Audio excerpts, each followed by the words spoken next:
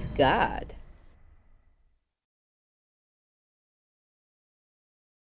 Welcome back everyone. So in today's video we're going to be talking about the perpendicular bisector theorem. So let's begin.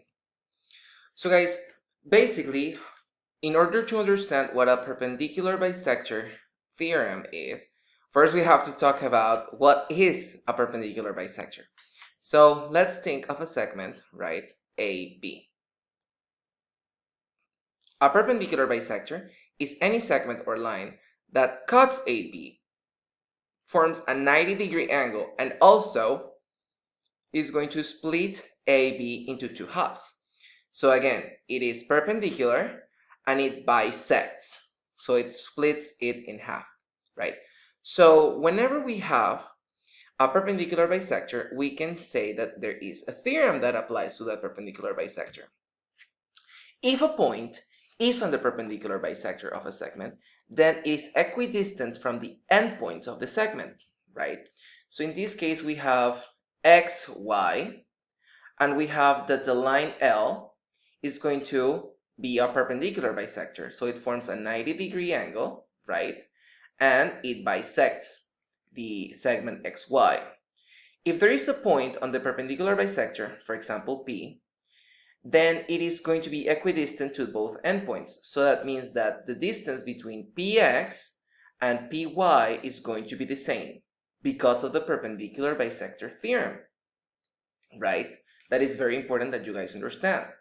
Now, as well as a perpendicular bisector theorem, we have the converse of the perpendicular bisector theorem, which says that if a point is equidistant from the endpoint of the segment, then it is the perpendicular bisector. So in this case, if we know that x to p and y to p have the same distance, it is because obviously p is contained in the line of the perpendicular bisector. So that means that xy, right, is bisected by the line containing p, which means that this term xq and qy are the same, and that PQ is perpendicular to the line of XY, right? So again, this is all because of the perpendicular bisector theorem. So in the first one, we saw that because it is a perpendicular bisector, we know that this and this, PX and PY, are going to be congruent. So they're going to have the same length. They're going to be equal.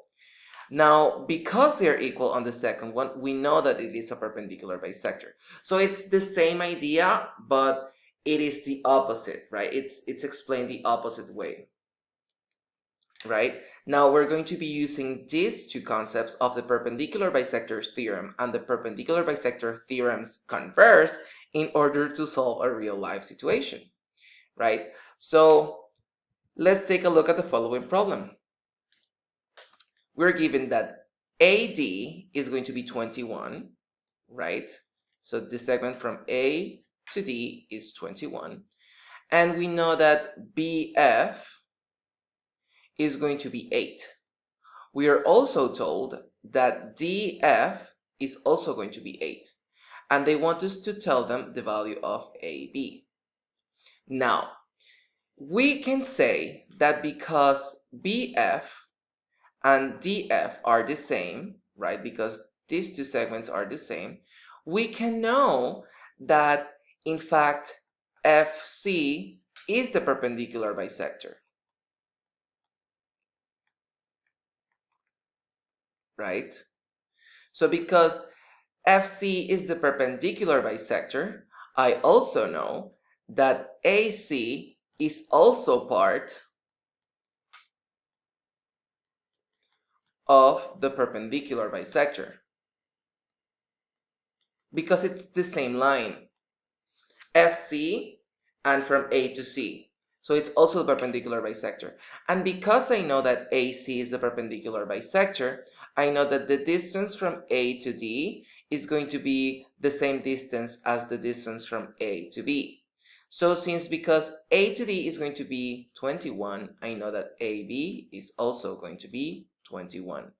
And that is pretty much it for today, guys. So as you can tell, we use the perpendicular bisectors CONVERSE, which is the one we used here,